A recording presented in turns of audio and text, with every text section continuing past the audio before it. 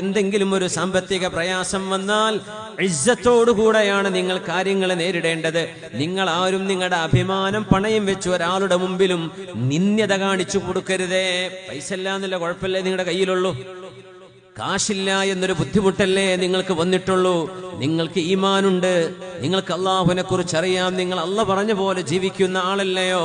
അങ്ങനത്തെ ഒരാളിന്ന് പൈസ വാങ്ങിക്കാൻ വേണ്ടി ഞാനൊരു ഏതോ പച്ചപ്പാവമാണ് എന്ന രീതിയിലൊന്നും നിൽക്കേണ്ടതില്ല. ഇസ്സത്തോടെ നിങ്ങൾ ചോദിക്കണേ.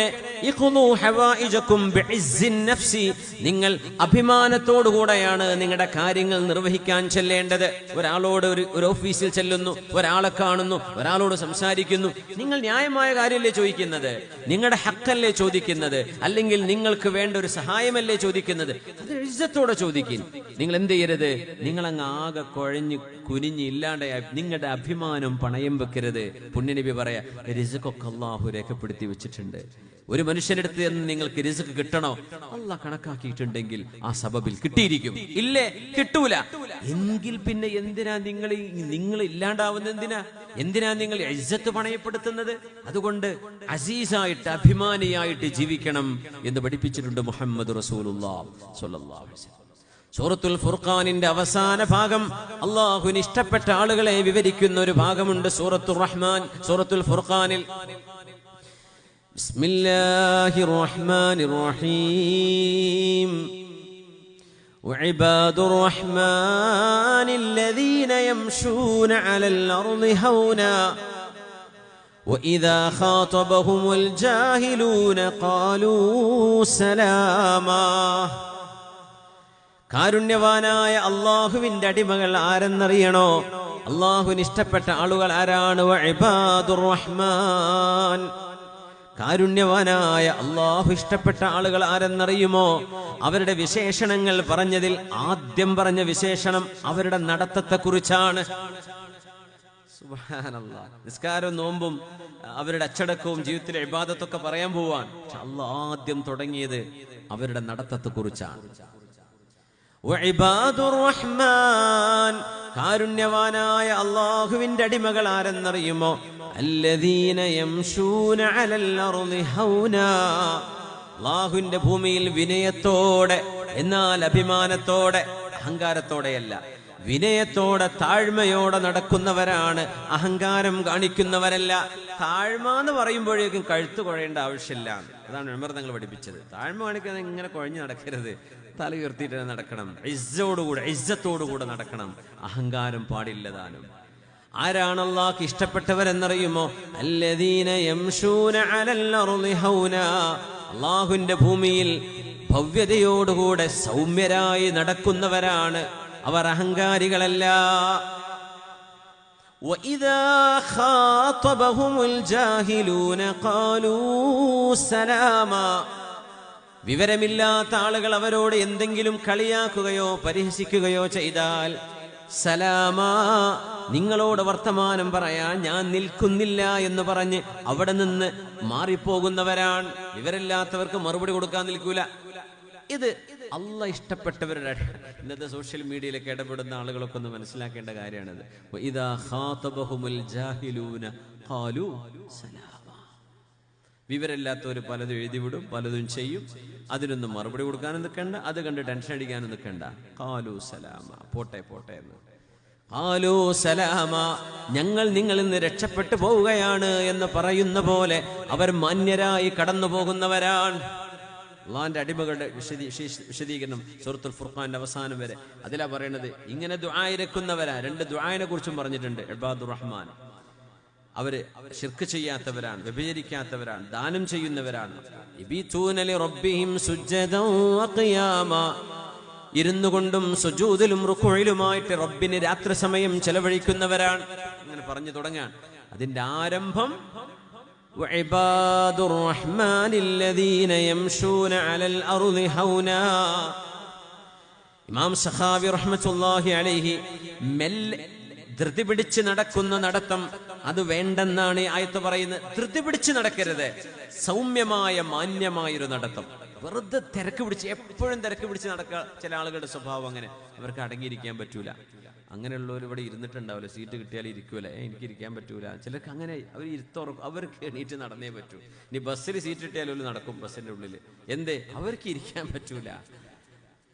ഒരു തരം അസമാധാനം അവരുടെ മനസ്സിലുണ്ടാവും. അപ്പൊ എവിടെ ഉറച്ചിരിക്കുമല്ലോ. ചിലർ പറയില്ല, അങ്ങനെ പല ഉദാഹരണം പറയാം, അതിനെ പോലെ ഇതിനെ പോലെ എന്നൊക്കെ. ഇസ്രാ പാടില്ല എന്നാണ്. നേരെ മറിച്ച് ദീനിന്റെ ഒരു വിഷയത്തിന് വേണ്ടിയാണ് നിങ്ങൾ ധൃതി പിടിക്കുന്നതെങ്കിൽ കുഴപ്പമില്ല.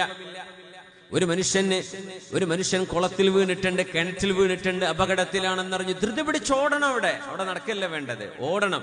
നിങ്ങൾ ഫർള് നിസ്കരിക്കുകയാണ്, ഇപ്പുറത്തൊരു കുളമുണ്ട്, ഒരു കുട്ടി വെള്ളത്തിൽ വീണിട്ടുണ്ട്, അവൻ രക്ഷപ്പെടാൻ കഴിയില്ല, നിങ്ങൾക്കറിയാം. നിങ്ങളുടെ ഫർള് നിസ്കാരം മുറിച്ചിട്ട് ഓടണം എന്നാ ആ കുട്ടിനെ രക്ഷപ്പെടുത്താൻ. പിന്നെ നിസ്കരിച്ചാൽ മതി. അങ്ങനെ മുറിക്കേണ്ട നേരങ്ങളുണ്ട്. ഒരു അപകടം സംഭവിക്കുന്നു, വീട്ടിൽ നിസ്കരിച്ചുകൊണ്ടിരിക്കുക, അവർ പാമ്പ് ഇങ്ങനെ ഉള്ളിൽ കൂടെ കയറി വരുന്നുണ്ട്, ഡോറിനുള്ളിൽ കൂടെ. നിസ്കാരത്തിലല്ലേ നിൽക്കേണ്ട ആവശ്യമില്ല, മുറിച്ചിട്ട് ആ പാമ്പിനെ കൊണ്ടുപോയിട്ടിട്ട് എന്ത് ചെയ്യുക, വീട് സുരക്ഷിതമാക്കണം, എന്നിട്ട് നിസ്കരിച്ചാൽ മതി എന്നാ. നിസ്കാരം മുറിച്ചിട്ട് ഓടണം. എന്തേ? മനുഷ്യന്റെ ജീവന് ഭയങ്കര വിലയാണ് ഇസ്ലാം കൊടുക്കുന്നത്, ഭയങ്കര വില. ഒരു കുട്ടി നിങ്ങൾ നിസ്കരിച്ചുകൊണ്ടിരിക്കുന്നു, ഇപ്പുറത്ത് കുട്ടീൻ്റെ തൊണ്ടയിലെന്തോ കുടുങ്ങിയിട്ടുണ്ട്, ആ കുട്ടി ചോക്കായി പോവാൻ, കുട്ടീനെ രക്ഷപ്പെടുത്തണം. നിസ്കാരം മുറിച്ചിട്ട് കുട്ടീനെ രക്ഷപ്പെടുത്തണം, ഹോസ്പിറ്റലിൽ കൊണ്ടുപോകണം. അവിടെ ഓടണം എന്നാ പറയാ. അല്ലാതെ വെറുതെ നടക്കുന്ന നടത്തം, അനാവശ്യമായിട്ട് സ്പീഡിൽ നടക്കരുത്. നബിതങ്ങളുടെ നടത്തെക്കുറിച്ച് ഇന്ന് ഒരുപാട് ചർച്ചകൾ വരുന്നുണ്ട്. നബിതങ്ങളുടെ നടത്തം ഒരു പ്രത്യേക നടത്തമാണ്. നബിതങ്ങൾ ഒരു ഉയരത്തിൽ നിന്ന് താഴേക്ക് സ്റ്റെപ്പ് ഇറങ്ങുന്ന പോലെ തങ്ങൾ നടന്നിരുന്നു എന്ന് വിശുദ്ധ ഹദീസിലുണ്ട്.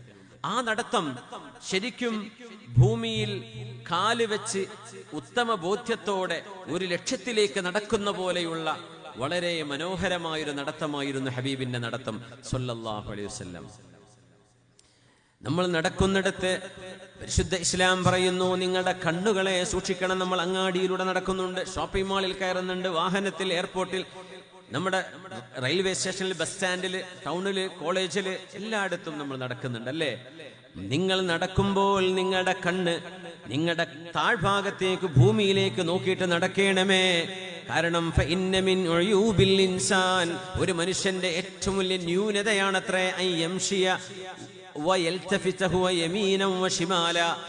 വലത്തോട്ടും ഇടത്തോട്ടും ഇങ്ങനെ നോക്കി നടക്കുന്നത് ഒരു മനുഷ്യന്റെ ന്യൂനതയാണ്. അത് മോശമാണ്. ഇങ്ങനെ നടക്കുകയാണ് അവനവന്റെ കാര്യം. നമ്മളെപ്പോഴും വേറെല്ലോലെ കാര്യം നോക്കാൻ ഇഷ്ടപ്പെടുന്ന ആൾക്കാരല്ലേ? നമ്മളെ കാര്യം എന്തായാലും കുഴപ്പമില്ല, വേറെല്ലോന്റെ കാര്യത്തിൽ എന്താ, അവന്റെ വീട്ടിൽ എന്താ, ഇവനെന്താ പരിപാടി, ഇത് നോക്കലാ നമ്മുടെ പ്രധാനപ്പെട്ട ഹോബി. ചില ആളുകളുടെ ഒരിക്കലും പാടില്ല എന്നാണ്. നിസ്കാരം കഴിഞ്ഞാലേ നമ്മുടെ നാട്ടിലിപ്പോൾ അറിയില്ല, പുറത്ത് ഗൾഫിലോ ബാംഗ്ലൂരോ അല്ലെങ്കിൽ വേറെ എവിടെയെങ്കിലൊക്കെ കേരളത്തിന് പുറത്ത് ജോലി ചെയ്യുന്നവരൊക്കെ ആണെങ്കിൽ ഒരു ജുമ കഴിഞ്ഞാൽ അവിടെ എത്ര മലയാളി ഉണ്ട് എന്നറിയാൻ ബാക്കിൽ പോയി എന്നാൽ പെട്ടെന്ന് മനസ്സിലാവും. ഇമാം സലാം വിട്ടുണ്ടാവും, ഇങ്ങനെ നോക്കണം, ഇങ്ങനെ ഒരു ടേബിൾ ഫാൻ്റെ ഒരു പരിപാടി ഇങ്ങനെ നോക്കും. അതിലിപ്പോൾ ഇമാമിനെ നോക്കി പേടിപ്പിക്കുന്നുണ്ടാവും, അടുത്തുള്ളവനെ നോക്കി പേടിപ്പിക്കും, പോണോന്, നിൽക്കണോന്, നിസ്കരിക്കണോന്, ഇങ്ങനെ നോക്കുക. അവിടെ താഴേക്ക് സുജൂദിന്റെ സ്ഥാനത്തേക്ക് നോക്കിയുള്ള തസ്ബീഹും സുബ്ഹാനല്ലാഹ് എന്ന് ചൊല്ലിയിരുന്ന പോരെ നമ്മളെ നാട്ടുകാരുണ്ടോന്ന് മനസ്സിലാവും. ഈ നോട്ടാണ്, ഇങ്ങനെ നോക്കും. അത് നിർത്തണം നമ്മൾ. അത് മോശമാണ്, ഒരു മനുഷ്യന്റെ ഐബാണെന്ന്. അതൊരു മോശപ്പെട്ട പരിപാടിയാണ്. നമുക്ക് ചിലപ്പോൾ തിരിഞ്ഞിട്ടുണ്ടാവില്ല. അതൊരു മോശമാണ്. മുമ്പോട്ട് നോക്കുക, അങ്ങോട്ടും ഇങ്ങോട്ടും നോക്കരുത്. നടക്കുന്ന സമയത്ത് വെറുതെ ഇങ്ങനെ നോക്കി നടക്കരുതെന്ന്. അവനവന്റെ ലക്ഷ്യത്തിലേക്ക് നടക്കുക. ആ നോക്കുന്ന നോട്ടത്തിൽ നമുക്ക് കാണാൻ പാടില്ലാത്ത ഹറാമുകളിലേക്ക് കണ്ണുകൾ ചെന്നു പതിക്കുന്നുണ്ട്, ഇല്ലേ? അരുതാത്തത് കണ്ടുപോകുന്നുണ്ട്. അതുകൊണ്ട് നിങ്ങൾ മുമ്പോട്ട് നോക്കി, ഭൂമിയിലേക്ക് നോക്കി അച്ചടക്കത്തോടെ നടക്കണേ എന്ന് റസൂലുള്ളാഹി സ്വല്ലല്ലാഹു അലൈഹി വസല്ലം. പുണ്യനബിയുടെ കാലത്തൊരു സ്വഹാബി ഇങ്ങനെ നടന്നിട്ട് ഇങ്ങനെ അങ്ങോട്ടും ഇങ്ങോട്ടും നോക്കി നടന്ന് തല ഒരു മതിൽ കൊണ്ടുപോയി അടിച്ചിട്ടുണ്ട്. അത് ചോര വന്നു. അത് പിന്നെ വേറൊരു വിഷയം ഉണ്ടായിരുന്നു. അദ്ദേഹത്തിന്റെ ഒരു കാമുകി അങ്ങനെ കടന്നുപോയി. പണ്ട് ലവായിരുന്നു, സ്നേഹമായിരുന്നു. അങ്ങനെ ഇയാൾ ഇസ്ലാം സ്വീകരിച്ചു. ഇങ്ങനെ പെണ്ണിങ്ങനെ പോകുമ്പോൾ ഇങ്ങനെ നോക്കിയതാണ്. നോക്കി നോക്കി നോക്കി ഓള് പോയി. രണ്ടാളും മിണ്ടിയിട്ടും സലാം പറഞ്ഞിട്ടൊന്നുമില്ലേ. ഇങ്ങനെ പോയി അവളങ്ങോട്ട് പോകുന്നു, ഇയാൾ ഇങ്ങോട്ട് പോകും. പോയി ഒരു മതിലിൻ്റെ അടുത്ത് പോയിട്ട് തലങ്ങും കൂട്ടി. നെറ്റിയിലൊരു വലിയ മുറിവായി. ആ ചോരയും കൊണ്ട് മുറിയും കൊണ്ട് നബി തങ്ങളുടെ അടുത്തേക്ക് വരുന്നത് സ്വല്ലല്ലാഹു അലൈഹി വസല്ലം. തങ്ങൾ ചോദിച്ചു, എന്തേ നെറ്റിക്ക് പറ്റിയത്? പൊന്നാര നബിയെ, ചോദിച്ചതുകൊണ്ട് ഞാൻ പറഞ്ഞുതരാം, ഇതാണ് സംഭവം. തങ്ങൾ പറഞ്ഞു, ആ നോക്കിയില്ലേ, അതിന് അല്ലാഹു ദുന്യാവിൽ വെച്ച് തന്ന ശിക്ഷയാണത്.